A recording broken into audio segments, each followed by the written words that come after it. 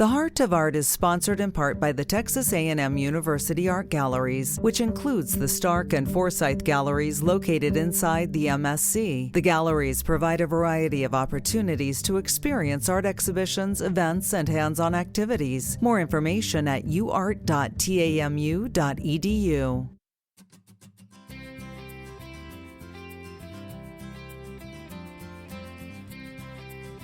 The Heart of Art, scoping the Brazos Valley for the best artists and bringing them to your radio.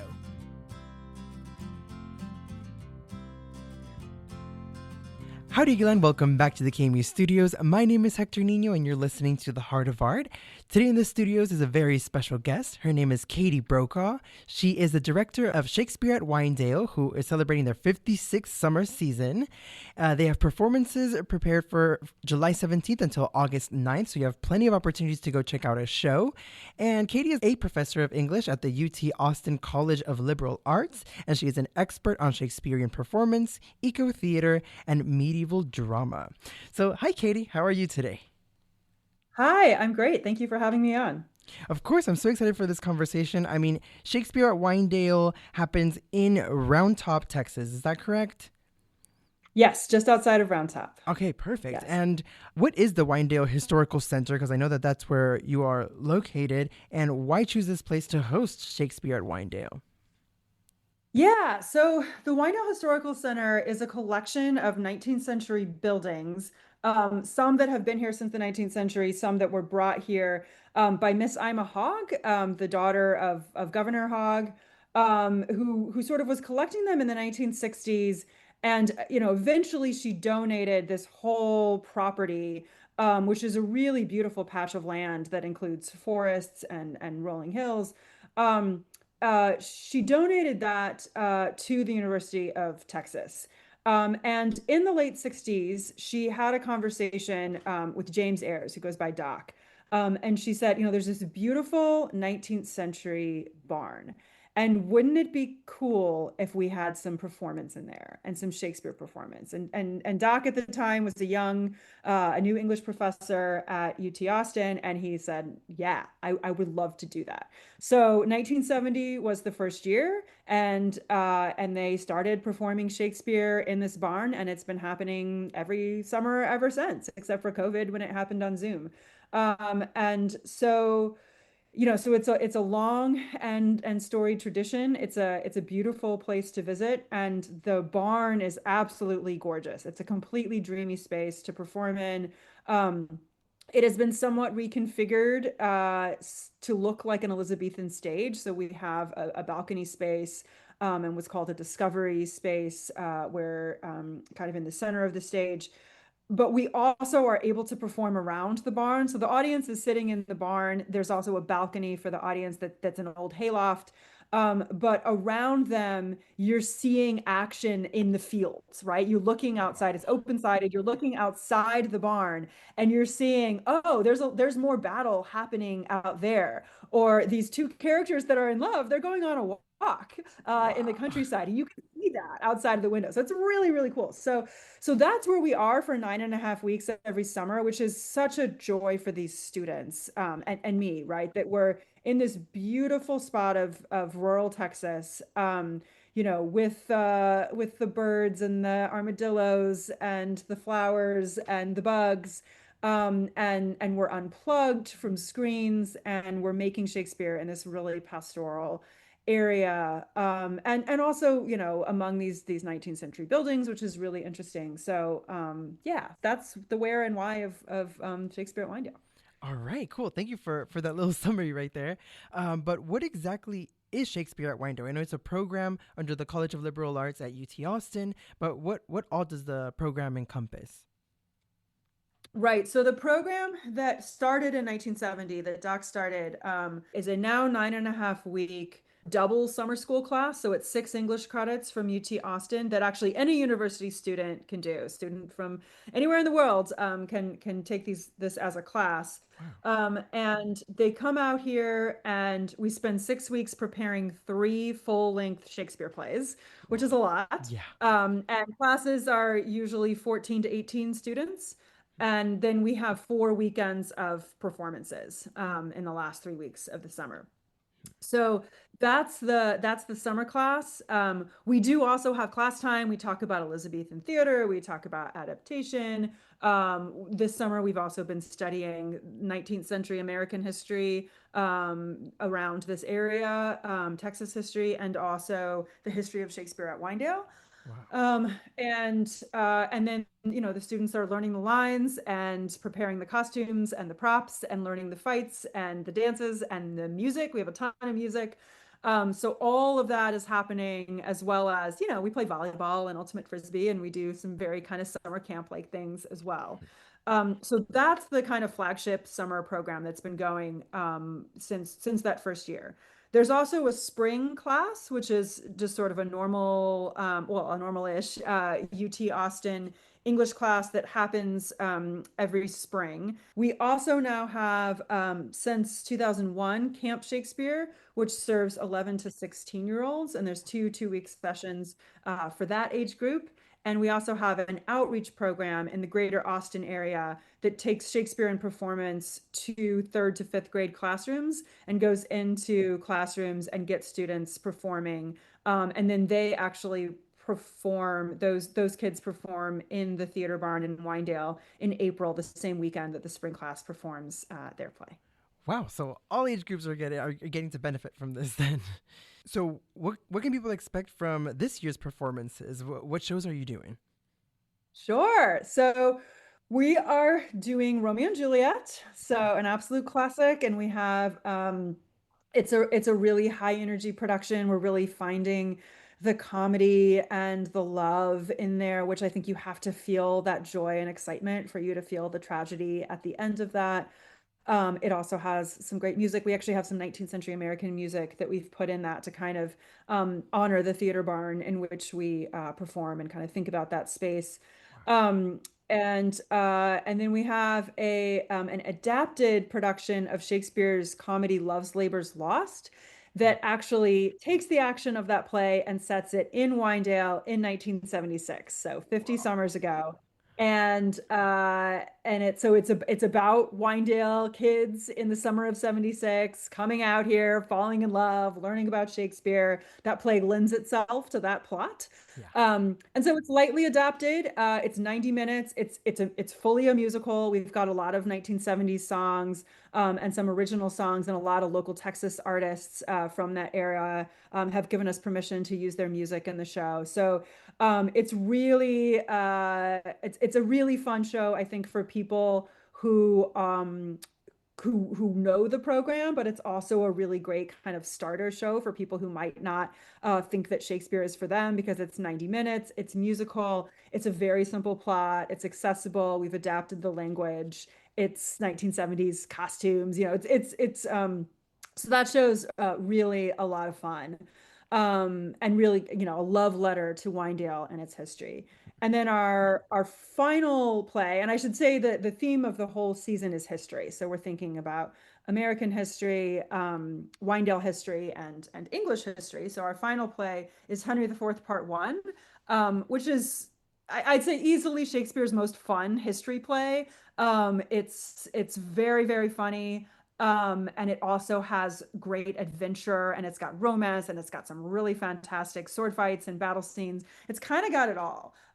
So that is a more traditional production that's got, yeah, sword fights, doublet and hose, that kind of thing. And that's our third production. So we've really got, I think, a really exciting variety. And the other two plays are around 2 hours plus a 10-minute intermission. So nothing is too terribly long, and they're all fast-paced and exciting and musical, and yeah, and we think a lot of fun.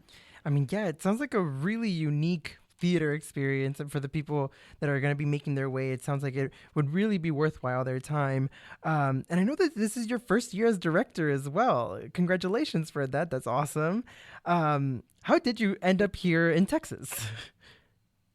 Yeah, so I'd been before coming here, I'd spent 14 years at University of California, Merced, the newest University of California, which is in the Central Valley of California. And out there, in addition to helping build a new university, which opened in 2005, which was a huge honor, Wow. I started, I co-founded a program called Shakespeare in Yosemite. And so for 8 years, we were taking Shakespeare's plays and adapting them to be about the ecosystem of the Sierra Nevada and the Yosemite area, and putting those on for Earth Day and Shakespeare's birthday every April in the heart of Yosemite National Park. Wow.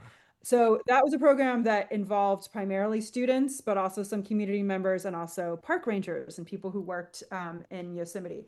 So I had a lot of experience doing, Shakespearean performance based teaching, and putting on productions with casts that were primarily students. So um, when Shakespeare, so the director of Shakespeare at Winedale from 2000, which was when Doc retired, the founder retired, from 2000 to 2023, was a much beloved and much missed man named James Lowland, who passed away from cancer in 2023. And after he passed away, there was an interim director, Madge Darlington, who ran the program for 2 years, but they were looking for a permanent director. And someone sent me the job ad and said, "This sounds like you." And I opened the ad and said, "Yeah, it sure does."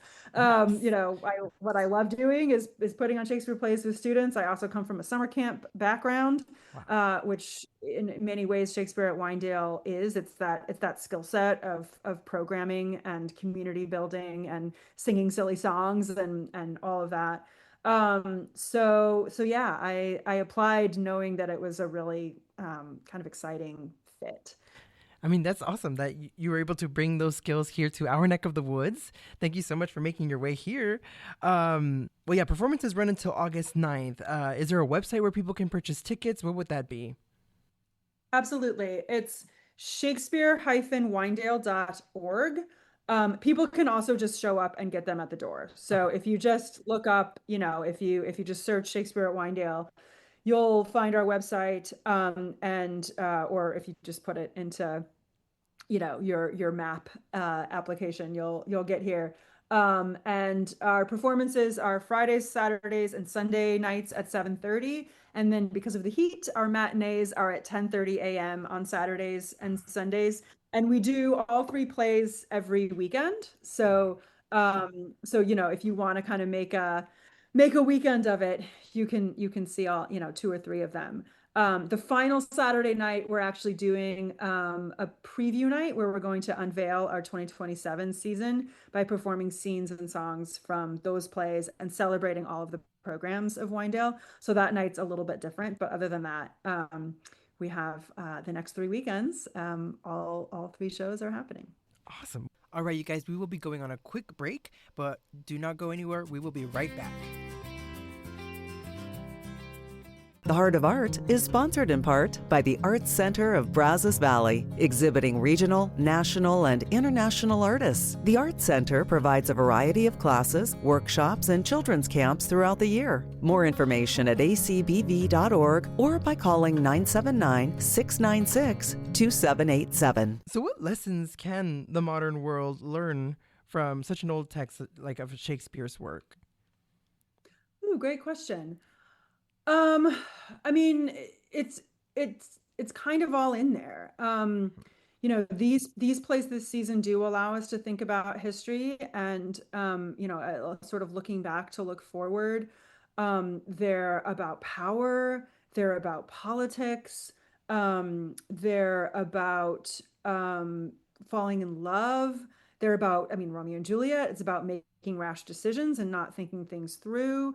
Um, there are so many things that we're continuing to think about today. Our students are finding, oh gosh, this is in this play. This is my character's wrestling with this thing that either I also wrestle with or that I've seen someone else wrestle with, and now I kind of understand it better.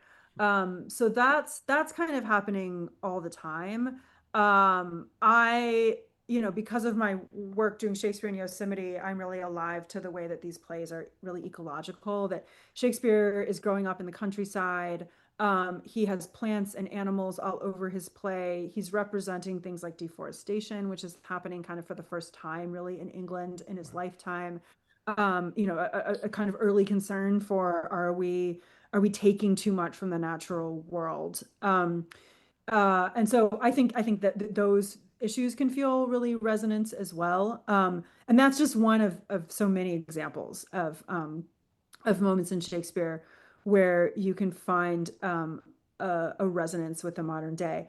I also think it's really interesting to have the experience of saying, "Oh, wow!" and here's ways that things are actually really different. That actually learning about the past is exciting too. So I hope that audiences, and Winedale students are feeling that experience of both of those things. Yeah. Love that. Thank you. Um, I mean, I'm looking at your LinkedIn and seeing that, you have a master's in English from the University of Cambridge, PhD from the University of Michigan, also in English. So are you a theater lover, or are you more of like an English language lover? Both. Okay. I was also, as an undergrad, my bachelor's is from Illinois Wesleyan, and I was a triple major in English, theater, and art. Oh, wow. Okay. So I was a theater major back Yeah. in the day, and did theater in high school. I'm definitely a theater kid. But in my dissertation that I did at Michigan, which became my first book, is about music and religion in late medieval and early modern drama, right? So within my English degrees, I've been thinking about drama as well as poetry. Um, so yeah, so I love the language as well as the work of doing theater. And I think that that is one of the things that's really exciting about Winedale. And one of the things that's certainly always been celebrated about this program is that it is an English class. And we are, every student understands every single thing that they're saying, and they're butting up against this text, and they're figuring it out, and they're thinking through, how do I need to deliver this line to help the audience understand it? And that is both a language problem and a theater problem, right? And I think that the way those two things meet is a really exciting challenge for students, and also something that I think is applicable in the world, right? Being a strong communicator, being able to synthesize complex ideas and communicate them to others is an increasingly rare but always necessary skill. Yeah. I mean, because I was wondering while I was doing the research for this interview, like, why is performing Shakespeare better than just reading it? Oh my gosh, because Shakespeare wrote plays. Right? Right? He wrote these plays to be performed. Hmm. He did write some poems as well, but that's his main business. He's a stakeholder in a theater company who's writing plays, who's also performing sometimes in his own plays. And that's what these plays are for. And we actually have a UT English PhD student in the program this summer who studied these plays, for years and years, but never performed them. And she's really blown away by how much more she has to understand the plays in order to play the nurse in Romeo and Juliet, right? That when you have to actually bring this to life, you not only do you have to have a greater depth of understanding, but you're also realizing that there's all sorts of things that as a reader you aren't thinking about, right? Like, what does it mean if music plays? What kind of music? Is there dancing? What facial expression is on Juliet's face in this moment? How does this line get delivered? Is it angry? Is it upset? Is it sad? All of those things. There's so much more that makes meaning beyond the words on the page. That being said, I think the plays are really great to read too. And uh, when you're reading Shakespeare's language, you get to slow down, you get to look up words that you don't know. Oh, yeah. And I think that's always something that I find really important to think about. And that's why I'm also a really big fan of sometimes doing adapted Shakespeare, because it's really hard in the theater when you hear a word that you don't know. And it's not your fault that you don't know it. It hasn't been used for 400 years. It might be a word that Shakespeare made up that never caught on. There's a lot of those. And so you just don't, if you can't pause and say, wait, can I hear that again? Or can I look that up? it's really hard. So, so I think there's benefits to both. And one of the things I try to do, even just when cutting these plays, is, is there a language that is just simply too obscure to understand, not essential to the plot? Cut it. Doesn't need to be said. Interesting to read, fun to parse, fun to figure out that puzzle. Yeah. We don't need to hear it on stage. So they're two really different complementary activities, but definitely different. Right. Wow, there's such a difference between reading it and performing it for sure. Yeah. But theater requires so much. I'm curious as to what part of the process do you enjoy most, whether it be at Shakespeare at Winedale or your own experiences with theater? That's a great idea, question. I mean, I really, sorry for like this answer, but I really do love it all. I That's fair. really adore working. I have one-on-one time with students where we really get to wrestle with the text and play with delivery. Well, what if you said this line this way? Now, what if you said it this way? Now, what if you said it this way? Um, that's really fun. And tackling some of those big speeches with them. I also love the kind of craft time that we have, painting maps and doing things like that. Working on music with them has also been really joyful. And just rehearsing in the theater barn at night is really, really wonderful. Yeah, I mean, I can imagine that it's such a unique experience. Why did Shakespeare become the Renaissance English drama? Like, why do we know so much about it? Why do we keep referencing to it back and back again? And Yeah. and not others around its time, because there must have been others being made around its time, right? Sure. And there are great playwrights that he's writing alongside. And I think, there's Christopher Marlowe, there's Thomas Middleton, there's Thomas Dekker, there's a whole bunch of them. And clearly it's a really exciting time to be a playwright, to be a creative. London in the 1590s and into the early 1600s. So Shakespeare's really lucky that he's clearly benefiting from that. And there's a lot, to those plays, and those plays have been performed at Winedale in the past and will be in the future. Shakespeare's plays in particular, as much as there's a lot of those plays, and I also love medieval drama that I like. And then when I come back to Shakespeare, it's just like, oh, he really is just better. Like he's just really, really good at writing plays. So there's that. And part of the reason that he becomes, the world playwright, I think there's a combination of good and bad reasons. The good reason is that the plays are really good. There's a lot that resonates with different kinds of people. Um, these plays are being written at a time before copyright, so people can be creative with them. They can adapt them. They can use them to talk about things that are happening in their society, in their time and place. They can translate them, into every language that's spoken on the globe. That's all wonderful. It's also that English colonialism means that the English language gets carried around the globe, right? Gets carried to the Americas, gets carried to India and parts of Africa, and that Shakespeare becomes a part of that. And that in really unfortunate ways, sometimes Shakespeare was used to kind of try to sort of subjugate people and get them speaking English rather than their native languages. Mm. Which is a really, yeah, a really unfortunate history of Shakespearean performance and Shakespeare, particularly Shakespeare in the classroom, right? And one of the sort of interesting things that has been happening in the last few decades is that a lot of these sort of post-colonial societies are taking Shakespeare and saying, how can we actually make Shakespeare our own, right? And instead of we're translating Shakespeare into our language, we're making Shakespeare our own playwright rather than having it foisted upon us by the English who used to rule us. We are making Shakespeare our own playwright, and I think that's where a lot of really exciting work is happening around the globe. In addition to many contexts where English has never been spoken, and theater makers just have the liberty to take these plays and say, all right, we're going to translate this into German, or into Spanish, and make it seem like this play was written yesterday. And that's really, really fantastic too. Yeah, that's been fun to see all the different adaptations and I don't know the cultural references that you can input into the Shakespeare plays. I think is really really fun and exciting.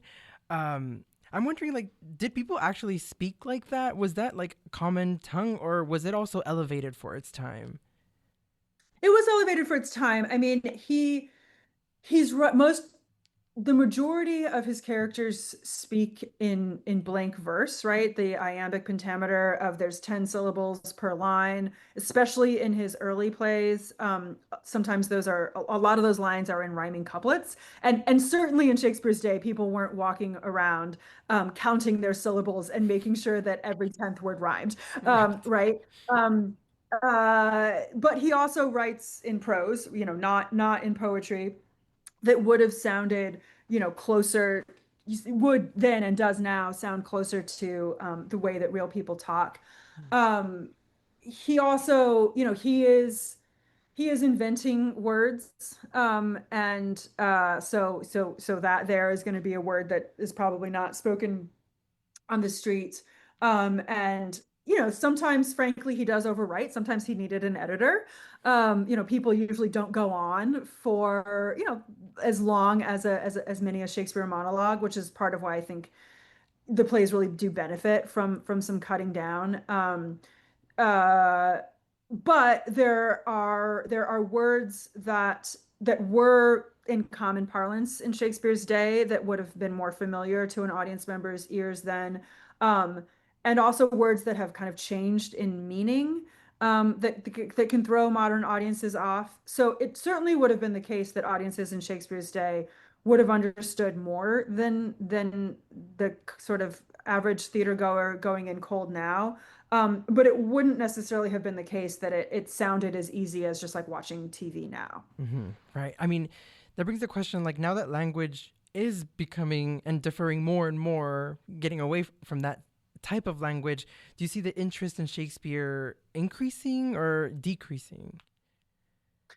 Um, I mean, I think sort of both. I think that in an age where we're worried about attention spans, we're worried about what screen time and AI and so many kind of shortcuts are doing to our brain. A lot of my students have really been hungry for the challenge of Shakespeare. Um, but because of those same things, many aren't, right? So I think that we do have a kind of movement that is returning to analog and slower thinking, and things like that. That Shakespeare is really a helpful and resonant part of that kind of creativity. Yeah. Yeah, I mean, because AI can replicate Shakespeare plays, but for its time, I don't think anyone could could replicate that. Well, I mean, thank you so much, Katie Brokaw, for talking to us about Shakespeare at Winedale. Good luck on these performances from now, July 17th until August 9th. Thank you. Can you remind us the website again to check the tickets out? Sure. Yeah, it's shakespeare-winedale.org, or you can just show up and get tickets in the barn. We're really excited about making more connections with the Brazos Valley community and with A&M. So thank you so much for having me on. I'm Hector Nino, and you've been listening to The Heart of Art, a production of 90.9 KAMU FM. You can find all of our shows anytime at kamu.tamu.edu. The Heart of Art is sponsored in part by the Texas A&M University Art Galleries, which includes the Stark and Forsyth Galleries located inside the MSC. The galleries provide a variety of opportunities to experience art exhibitions, events, and hands-on activities. More information at uart.tamu.edu.